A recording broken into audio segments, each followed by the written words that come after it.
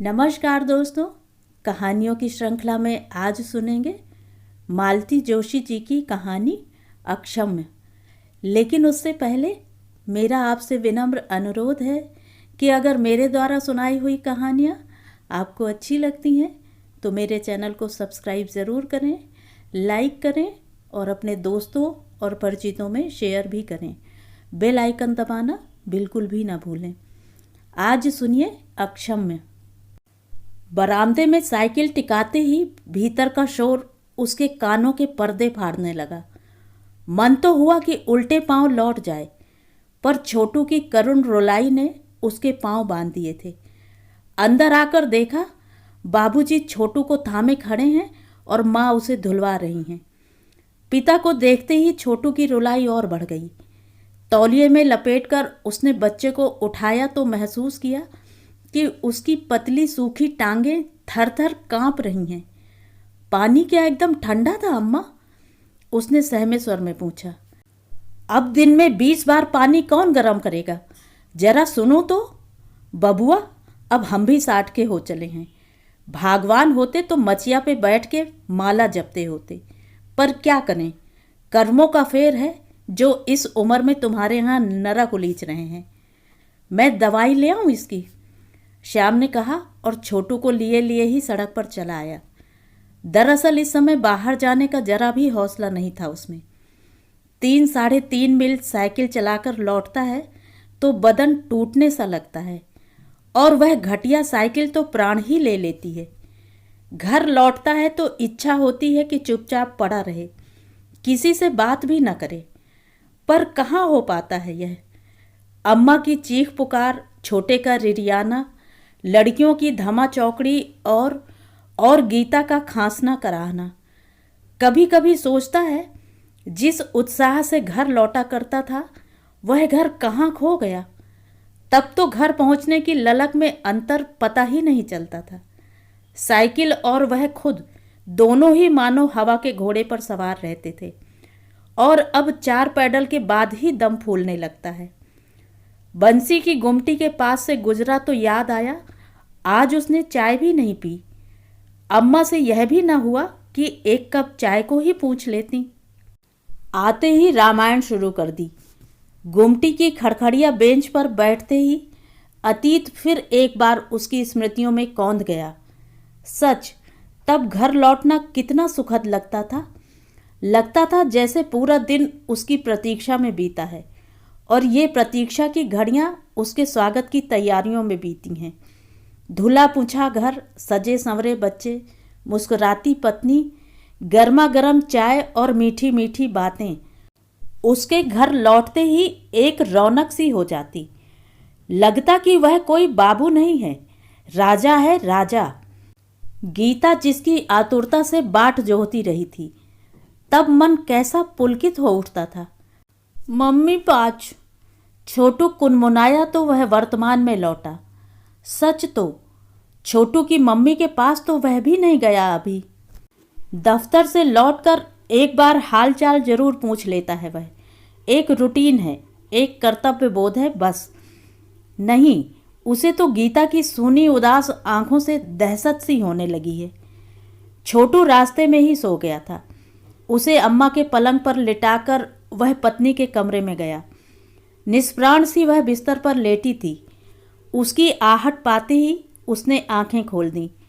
बड़ी बड़ी आंखें जो उसके सूखे चेहरे पर और भी बड़ी लग रही थीं, जिनके इर्द गिर्द बड़े बड़े काले घेरे बन गए थे। कहाँ गया वह रूप लावण्य जिसे देखकर वह रीझा था? तबीयत पूछने को वह नीचे झुका तो एक बासी गंध नथुनों में भर गई। उफ, यह चादर कब से नहीं बदली गई? क्या पता, मरी सी आवाज में उसने कहा। जरा उठो तो, श्याम ने कहा, और फिर खुद ही उसे धीरे से उठाकर उसने एक मोढ़े पर बिठा दिया। पूरा बिस्तर झटकार कर नए सिरे से बिछाया। ओढ़ने बिछाने की चादर और तकिए का गिलाफ निकाल फेंका। फिर उसने बड़ी पेटी खोलकर चादरों का एक जोड़ा निकाला। बिंदु के हाथ की कड़ी चादरों में से अब यहाँ 2-4 बच गई हैं। अपना एकांतवास उसने सुई धागे के सहारे ही काटा था। कमाल का जादू था उन उंगलियों में। गीता देखती तो ठगी सी रह जाती। कहती, इन्हें सहेज कर रखेंगे जी, मैं तो एकदम फूहड़ हूँ, कालिंदी के दहेज में यही काम आएंगी। तभी खटर पटर सुनकर अम्मा दौड़ी आईं। यह क्या हो रहा है? बिस्तर ठीक कर रहा हूँ, उसने रूखेपन से उत्तर दिया। सो तो दिख ही रहा है कि रानी जी की सेवा हो रही है। कलयुग में यही सब तो होगा। पर मैं पूछती हूँ, इस नई चादर का सत्यानाश क्यों कर रहा है? चादर है तो बिछाने के ही काम तो आएगी। ठीक है, तुम्हारी मर्जी, पर यह जो ढेर लगा रखा है, इसे धोएगा कौन? धोबी के यहाँ डाल आऊंगा, तुम्हें परेशान होने की जरूरत नहीं। धोबी मुफ्त में ही धोएगा जैसे। ओफो अम्मा, बिना मतलब किटकिट मत करो। जब से आया हूं सुन रहा हूं, मेरे तो कान पक गए हैं। आग में जैसे घी पड़ गया। अम्मा ने वह चीख पुकार शुरू की कि उस हो हल्ले से छोटू जाग गया। अब अम्मा के गर्जन तर्जन में उसका रुदन भी शामिल हो गया। श्याम जानबूझकर अनसुना कर गया। उधर आंगन में रखी पत्थर के कोयले की सिगड़ी चेत गई थी। रोते छोटू को उठाते हुए अम्मा ने हाँक लगाई, कल्लो, कहाँ मर गई? यह भी नहीं होता कि 2 घड़ी भाई को ही उठा ले। अभी पेट में आग पड़ेगी तो सबकी सब दौड़ी आएंगी, तब क्या परोसूंगी? अपना सिर। कल्लो उर्फ कालिंदी सहमी सी घर में दाखिल हुई। उसके पीछे घिसटती सी दोनों बहनें थीं, कावेरी और कामनी। बिखरे बाल, मुचड़े फ्रॉक, स्याही सने हाथ। जापानी गुड़िया सी लगने वाली इन लड़कियों का यह क्या हाल हो गया? कालिंदी 10 बरस की उम्र में ही पुरखिन सी लगने लगी है। कहाँ थी तुम लोग? रिंकी दीदी के यहाँ, सवाल समझ रहे थे। यह हुलिया लेकर राय साहब के यहाँ गई थी तुम लोग? वह चीखा तो कालिंदी का चेहरा सफ़ेद पड़ गया। छमाही परीक्षा में फेल होने पर अभी परसों ही तो उसे मार पड़ी है। सिसकी की आवाज़ सुनकर उसने चौंक कर देखा। दोनों हाथों में चेहरा छिपाए गीता रो रही थी। रुलाई के आवेग से उसकी पूरी देह हिल रही थी। अब तुम्हें क्या हुआ? उसने खींच कर पूछा। मरती भी तो नहीं है लड़की। पढ़ने बैठती है तो अम्मा की डांट खाती है, फेल होती है तो तुमसे मार खाती है। स्कूल में रोज सजा मिलती है सो अलग। जरा सी जान कितना सहेगी आखिर? सारा रोष, सारा उफान पल भर में बिला गया। उसे स्वयं ग्लानि हो आई। बर्फ की सिल्ली बना वह बैठा रह गया। सुनो, क्या है? अम्मा कहाँ हैं? पड़ोस में। ननंद भौजाई संग्राम में रेफरी बनकर गई हैं। 2 रोटी खाकर उठ आया हूँ। कब तक राह देखता? दफ्तर को वैसे ही रोज देर हो जाती है। पर गीता ने ना तो उसके भूखे उठ जाने पर दुख प्रकट किया, न दफ्तर में लेट हो जाने पर चिंता ही प्रकट की। उल्टे अनुरोध किया, 5 मिनट मेरे पास बैठ सकते हो? उसके स्वर के अनुनय को वह टाल न सका। सहमा सा उसके पास आकर बैठ गया। जानता था अम्मा देख लेंगी तो आसमान सर पर उठा लेंगी। वे बेटे को बहू की छाया से भी बचाए रखती हैं, बीमारी से डरती हैं। इसीलिए दोनों पति पत्नी बात करने को भी तरस गए थे। 24 घंटे अम्मा की चौकीदारी चलती थी। क्या कह रही थी? जल्दी कहो, देर हो रही है। तुम किसी तरह जाकर दीदी से माफ़ी मांग सकते हो। दीदी मतलब बिंदु दीदी। बड़ी मुश्किल से वह नाम ले पाई। वह भीतर तक राख हो आया। गीता अपनी रौ में कहे जा रही थी, बस एक बार जाकर माफ़ी मांग लो। चलने लायक होती तो मैं भी साथ हो लेती, उनके पांव पकड़ लेती। कहती, दीदी कसूर मेरा है, उसका दंड मेरे अबोध बच्चों को मत दो। तुम क्यों माफ़ी मांगोगी? क्या किया है तुमने? अनजाने ही सही, उनका हक तो छीना है। ज़रूर उनकी आत्मा मुझे श्राप रही है। श्याम ने नज़र भरकर पत्नी को देखा। सचमुच वह किसी शापित देवकन्या सी लग रही थी। उदास, हताश, विवर्ण। कितनी उमंग के साथ ब्याह कर आई थी। तब लगता था जिंदगी में चारों ओर फूल ही फूल बिखरे हैं। पर फिर 3-4 साल तक कोई बाल बच्चा नहीं हुआ तो लगा कि फूल कुम्हलाने से लगे हैं। फिर कालिंदी का जन्म हुआ। जीवन एक बार फिर रंगीन लग उठा, पर एक के बाद एक 3 लड़कियां हो गईं तो दोनों बुझ से गए। चौथी बार 9 महीने बड़ी दुश्चिंता में कटे थे। शायद वही तनाव गीता को भीतर ही भीतर खोखला कर गया। अब की बार लड़का तो हुआ, पर वह खटिया से लग गई। न बीमारी पकड़ में आती है, न दवा लगती है। लड़का भी दिन पर दिन सूखता जा रहा है। अम्मा जब तब बिंदु को कोसती रहती हैं और बेचारियां तो मर जाती हैं तब पकड़ती हैं, पर यह कुलच्छनी तो जीते जी चुड़ैल बन गई।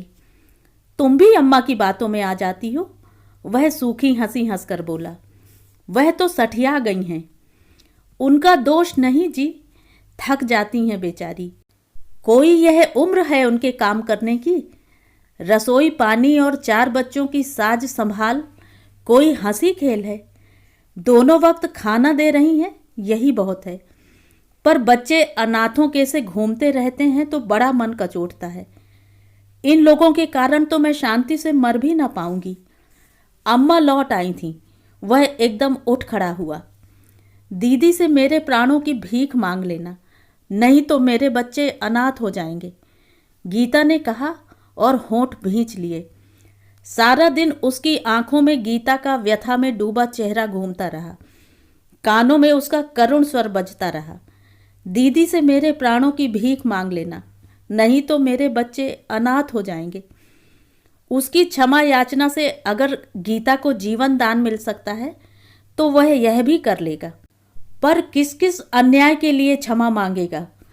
बिंदु भी कभी सप्तपदी चलकर उसके घर आई थी, पर उसे कौन सा सुख दिया उसने, या कौन सा दुख है जो नहीं दिया? सेकेंड ईयर में पढ़ रहा था तभी शादी हो गई थी। सपने देखने की उम्र थी वह, पर पहली भेंट में पत्नी को देखा और सारे सपने चूर चूर हो गए। अम्मा पर बुरी तरह बिगड़ा था वह। अम्मा भी कहाँ खुश थी। वह साथ में ढंग का साज सामान नहीं लाई थी। बाबूजी नाराज थे। बारात का स्वागत सत्कार ठीक से नहीं हो पाया था। इसी अप्रिय वातावरण में दाम्पत्य का शुभारंभ हुआ। पत्नी के प्रति अपनी वितृष्णा को छिपाने की श्याम ने जरा भी कोशिश नहीं की। बिंदु ने भी भाग्य के लेख को चुपचाप स्वीकार कर लिया। पति के पैरों पड़कर उसने घर के किसी कोने में पड़े रहने की अनुज्ञा मांग ली।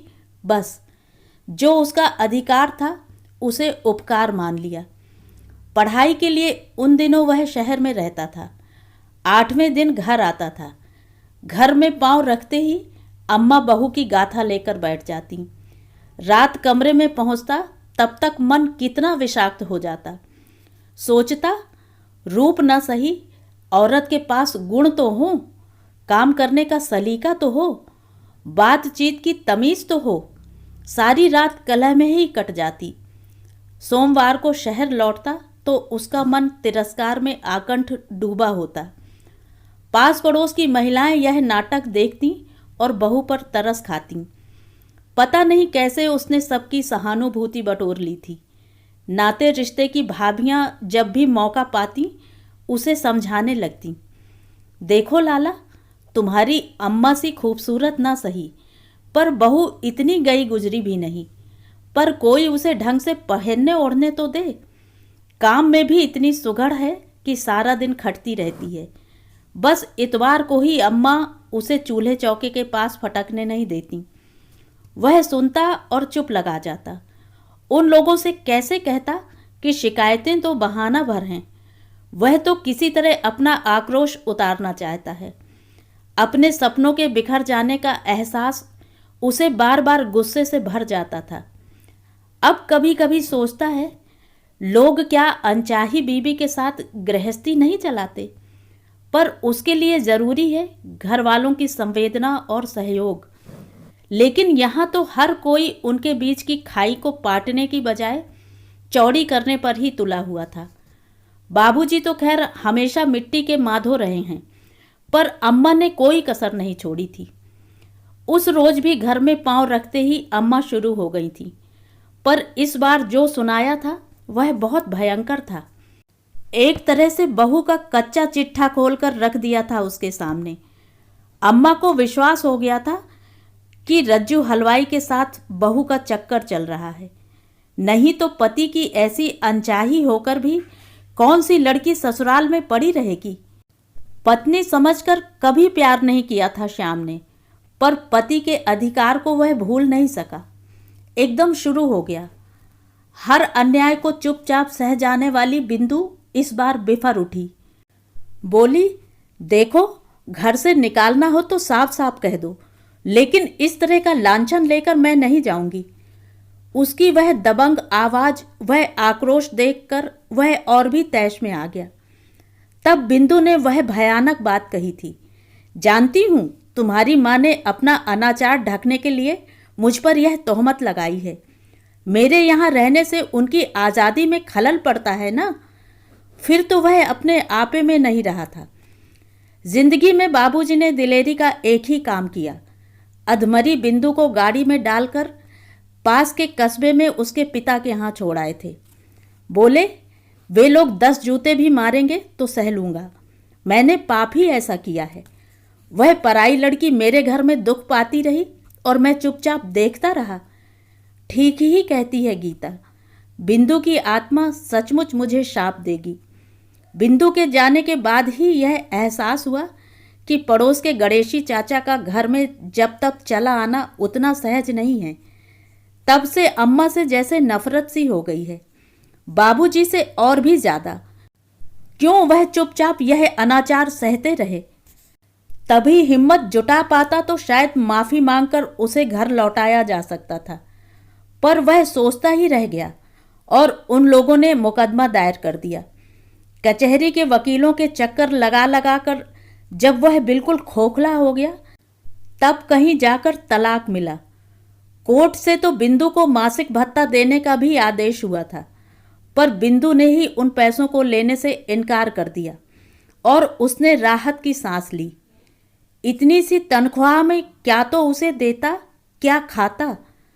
उसके बाद बासंती बयार सी गीता उसके जीवन में आई। उसके जादुई अस्तित्व से वर्तमान इतना सुंदर, इतना मुखर हो उठा कि पिछला कुछ भी याद न रहा।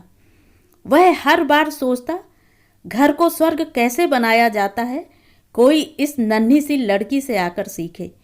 लेकिन उसका यह स्वर्ग धीरे धीरे नर्क में बदलता जा रहा है। संचित सुख हाथों से फिसलता जा रहा है और वह कुछ नहीं कर पा रहा, सिर्फ असहाय सा देखता रह जाता है। गीता कहती है, एक बार दीदी के पास हो आओ, उनसे माफ़ी मांग लो, नहीं तो मेरे बच्चे अनाथ हो जाएंगे। वह दरवाजे के सामने आकर खड़ा हो गया। इस दरवाजे पर उसके स्वागत में पलक पावड़े बिछ जाते थे। आज यहाँ वह याचक की हैसियत से खड़ा था। अपनी मरणासन पत्नी की बात रखने के लिए सारा अभिमान ताक पर रख कर आया था, पर अब कुंडी खटखटाने की हिम्मत नहीं पड़ रही थी। भीतर से रामायण पाठ की आवाज़ आ रही थी। शायद बाबूजी थे। शबरी का प्रसंग चल रहा था। वे विभोर होकर चौपाई पढ़ रहे थे। उसे लगा श्री राम का नहीं, उसी का स्वागत हो रहा है। बिंदु के बाबूजी और माँ उसे देखकर ऐसे ही भाव विभोर हो जाया करते थे। यह सोचकर उसने चौथी बार कुंडी खटखटाने के लिए साहस बटोरा तो ध्यान गया, अब तो दरवाजे पर घंटी के लिए बटन भी लग गया है। उसने धीरे से बटन दबा दिया। संगीत की स्वर लहरी वातावरण में गूंज गई। रामायण पाठ थम गया। खट से एक स्विच ऑन हुआ और बाहर की बत्ती जल उठी। उस रोशनी में उसने देखा, वार्निश पुते दरवाजे पर चमकदार नेम प्लेट झूल रही है। Bindu Parashar, MA PhD LLB, principal Vidya Niketan junior college. वह ठगा सा उस नेम प्लेट को पढ़ता रहा कि भीतर से खरखराती आवाज़ आई, कौन? इससे पहले कि वह जवाब देता, दरवाज़ा खुल गया। सामने बाबूजी खड़े थे, झकाझक सफ़ेद धोती कुर्ता पहने। कमरे की डिस्टेम्पर पुती दीवारें ट्यूबलाइट की रोशनी में नहा गई थीं। ऊपर पंखा चक्कर काट रहा था। गद्दीदार कुर्सियां थीं, सोफा, रेडियो। कहिए, वह चौंक गया। क्या बाबूजी ने सचमुच उसे नहीं पहचाना? क्या उन्हें कम दिखने लगा? इन 15 सालों में वह इतना बूढ़ा हो गया है कि पहचाना न जा सके। बिंदु जी हैं? उसने हिम्मत करके पूछा। नहीं, उसके यहाँ जलसा है, माँ बेटी दोनों वहीं गई हुई हैं। भाभी? कौन सी? वही बड़ी वाली, वह ऊपर रहती हैं। ऊपर तो तिवारी जी रहते थे ना? हाँ, तिवारियों का ही था यह घर, 2-3 बरस हुए हमने खरीद लिया। अच्छा जी। उसने नमस्ते की और लौट पड़ा। उन्होंने पहचाना नहीं, एक तरह से ठीक ही हुआ। बिंदु घर पर नहीं थी, यह सुनकर भी उसे राहत ही मिली थी। उसके पीछे जब दरवाज़ा बंद हो गया तब एक भरपूर नज़र उसने घर पर डाली थी। सचमुच घर का कायाकल्प हो गया था। पहले आसपास के मकानों की तुलना में श्रीहीन सा दिखने वाला यह घर अब गर्व से सिर उठाए खड़ा था। इसी घर से कभी वह कितने सम्मान के साथ विदा होता था। पूरा घर जैसे साथ हो लेता था। बस अड्डे पर एक हंगामा सा हो जाता था। उसी घर से, उसी गली से आज चोरों की तरह चुपचाप चला जा रहा था वह। एक अपमान बोध उसे भीतर तक कुरेद गया। तभी देखा सब्जी के थैले लटकाए बड़ी भाभी सामने से झमाझम आ रही हैं। 15 वर्षों का लंबा अंतराल बड़ी भाभी पर चर्बी की 2-3 परतें और चढ़ा गया था। बस उनमें और कोई फर्क नहीं आया था। तब भी वह उनके आकर्षण का कायल था। आज भी उनका मांसल सौंदर्य उसकी आंखों को बांध रहा था। बड़ी भाभी उन दिनों बड़ी रंगीन मिजाज की हुआ करती थी। उसे बिंदु में जरा भी रुचि नहीं थी। फिर भी वह हर तीज त्योहार पर ससुराल पहुंच जाता था। बड़ी भाभी तब उसकी जमकर खातिरदारी करती। दिन रात भौंडे मजाक करती हुई उसके पास ही मंडराती रहती थी। मन की वितृष्णा बिंदु के चेहरे पर झलकने लगती। हाय लली, जरा सा मजाक ही तो कर रहे हैं, तुम्हारी अमानत पर डाका थोड़े ही डाल रहे हैं। पर श्याम जानता था यह सिर्फ मजाक नहीं है। जरूर वे उसे चाहती हैं। उसके सुदर्शन व्यक्तित्व ने उन पर जादू कर रखा है। उससे रहा नहीं गया। वह सड़क के बीचों बीच रास्ता रोककर खड़ा हो गया। भाभी नमस्ते। लैंप पोस्ट की रोशनी में वे देर तक उसे देखती नहीं। शायद उसमें वह बांका सजीला जवान खोजने की चेष्टा करती नहीं। बड़ी देर बाद उन्होंने पहचाना। लाला हो क्या? और एकदम उनका चेहरा कठोर हो आया। कहो, उन्होंने रूखे स्वर में पूछा। उनकी रुखाई से वह एकदम हड़बड़ा गया था। बोला, कुछ नहीं, एक सरकारी काम से आया था, सोचा। हाँ, अब तो यहाँ का सरकारी काम हमेशा ही निकला करेगा। मैं समझा नहीं भाभी। अरे लाला, इतने भोले तो तुम नहीं हो। सुन लिया होगा कि हम लोग अब जायदाद वाले हो गए हैं, पर इतना कानून तो हम भी जानते हैं भैया। तलाक के बाद अब तुम्हारा कोई हक नहीं बनता। आप गलत समझ रही हैं भाभी। अरे तुम्हें तो हम खूब समझे हुए हैं लाला। भाभी तमक कर बोली। हमें सब मालूम है। बहुरिया टीबी में गली जा रही है। इलाज के लिए मकान तक गिरवी रखना पड़ा है तुम्हें, सब मालूम है। तभी ना यहाँ की याद आई है। जानते हो ना कि बिंदु 1500 महीना कमा रही है। सोचा होगा मांगते ही नोटों की बरसात कर देगी। पर इस धोखे में मत रहना, कहे देती हूँ। उसी तरह झमाझम करती हुई वे चली गईं। वह पत्थर बना देर तक सड़क पर खड़ा रह गया। उसी रात वह लौट पड़ा। कह देगा गीता से कि बिंदु की कमाई पर गुलछर्रे उड़ाने वालों ने बिंदु से मिलने नहीं दिया। और अगर मिल भी लेता तो क्या होता? अपमान सहने के लिए वह मानसिक रूप से तैयार होकर आया था। पर बिंदु भी अगर भाभी की तरह सोच लेती तो कैसे विश्वास दिलाता कि वह सिर्फ क्षमा मांगने आया है? कैसे कहता कि अभिशाप से मुक्ति के अलावा उसे और कुछ नहीं चाहिए? तो ये थी कहानी। कहानी आपको कैसी लगी कमेंट करके ज़रूर बताएं।